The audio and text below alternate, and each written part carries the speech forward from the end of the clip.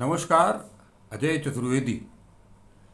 आप सभी को याद होगा, अभी 2 दिन पहले ही मैंने एक रिपोर्ट आप सबसे साझा की थी।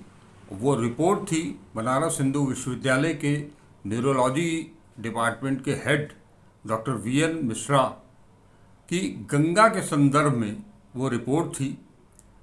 डॉक्टर मिश्रा और उनकी टीम ने 5 साल तक बनारस और बनारस से 25 किलोमीटर के दायरे में एक विभिन्न जगहों से जल का नमूना लिया और उसका परीक्षण किया। बनारस में भी उसका परीक्षण हुआ और लखनऊ में भी लैब में उसका परीक्षण हुआ, जिसके आधार पर ये बताया गया कि गंगा का जल आज इतना प्रदूषित हो गया है कि उससे कैंसर, डिमेंशिया, पार्किंसन, लकवा, मेंटल बीमारियां,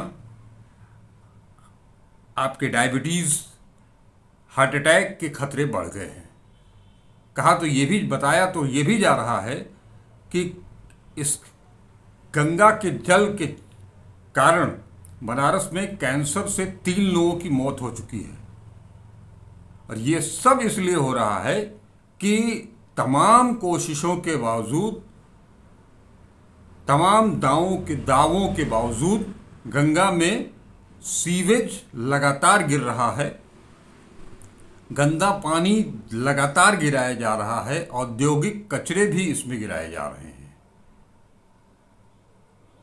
ये हाल तब है जबकि 1985 में पूर्व प्रधानमंत्री राजीव गांधी ने इसी बनारस से गंगा कार्य योजना की शुरुआत की थी। उसके बाद 2014 में जब बनारस के सांसद चुने गए और उसके बाद देश के प्रधानमंत्री बने नरेंद्र मोदी जी ने, उन्होंने गंगा मैया को प्रदूषण रहित करने के लिए नमामि गंगे योजना लॉन्च की। मंत्रालय बना, सब कुछ हुआ। बावजूद इसके गंगा में सीवेज का गिरना आज भी जारी है बदस्तूर, और उससे कितनी घातक बीमारियां हो रही हैं, लोगों की जान पर आ पड़ी है, इसकी तरफ शायद न प्रदूषण नियंत्रण बोर्ड का कोई ध्यान है, न जल निगम का ध्यान है। ये 2 जिम्मेदार विभाग हैं।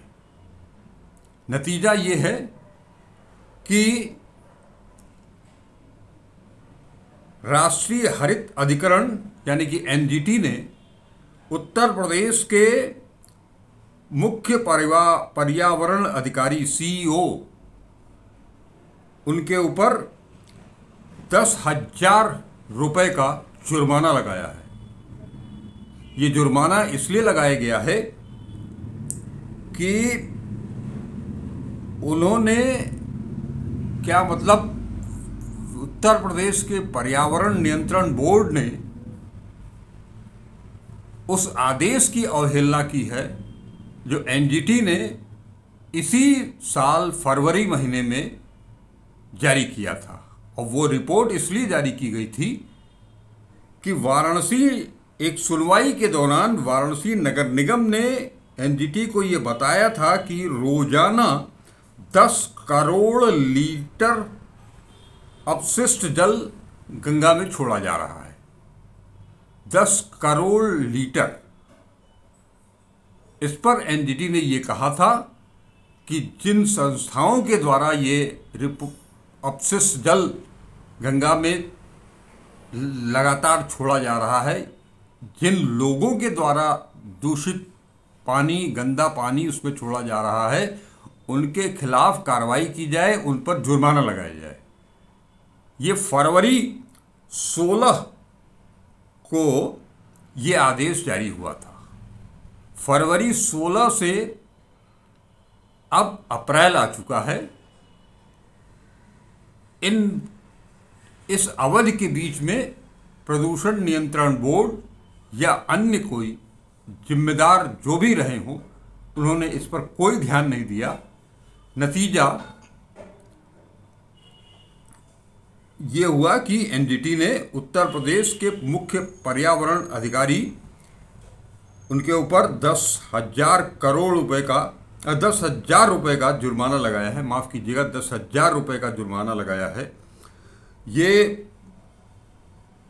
दरअसल उस सुनवाई के दौरान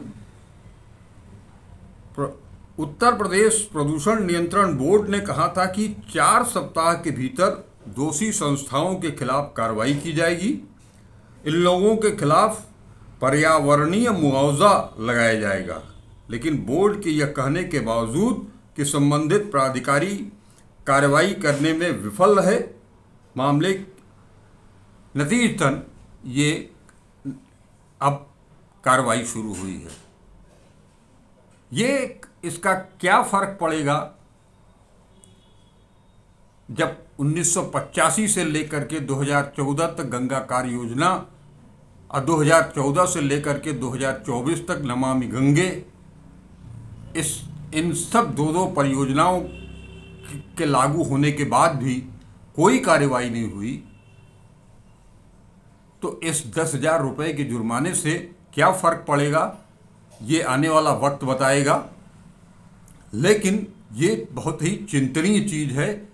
हम 2 चीज़ों को एक साथ समाहित करके आपको ये रिपोर्ट बता रहे हैं कि एक बनारस हिंदू विश्वविद्यालय के न्यूरोलॉजी विभाग की वो सर्वे रिपोर्ट, वो रिसर्च, उससे क्या क्या नुकसान हुआ वो, और जो एनजीटी जिसका कि काम है प्रदूषण को रोकना, नियंत्रित करना, खास तौर पर नदियों को लेकर के, उनके बार बार ये आदेश जारी हो रहे हैं लेकिन उस पर कोई सुनवाई नहीं हो रही है। आपको ये भी याद होगा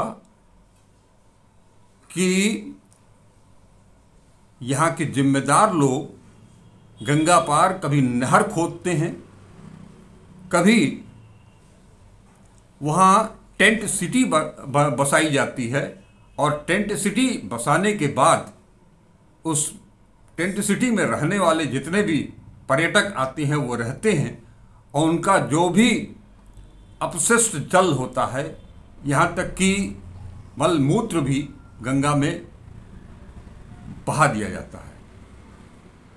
इस पर भी एनजीटी ने कड़ा रुख अपनाया था और इस संदर्भ में भी एक नोटिस जारी हुई थी। खैर, इस बार टेंट सिटी तो नहीं लगी, और जो नहर की खुदाई हुई थी गंगा के उस पार, जो जूहू चौपाटी बनाने का इरादा जिम्मेदारों का था, वो पूरा नहीं हो पाया। वो खुद माँ गंगा ने ही उसको बर्बाद कर दिया, तबाह कर दिया।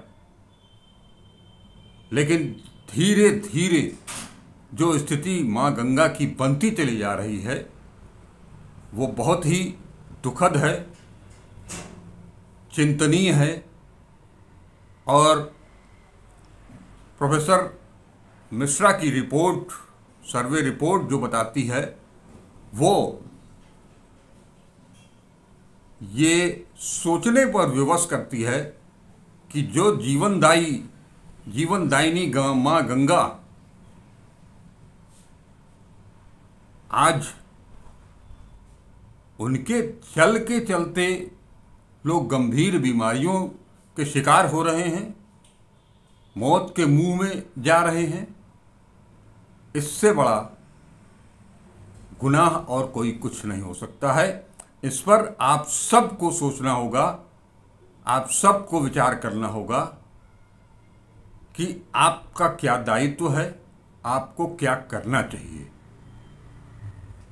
इन्हीं शब्दों के साथ आपसे मैं विदा लेता हूं, इस वादे के साथ कि इस तरह की सूचनाओं के साथ आपसे मैं बराबर मुखातिब होता रहूंगा।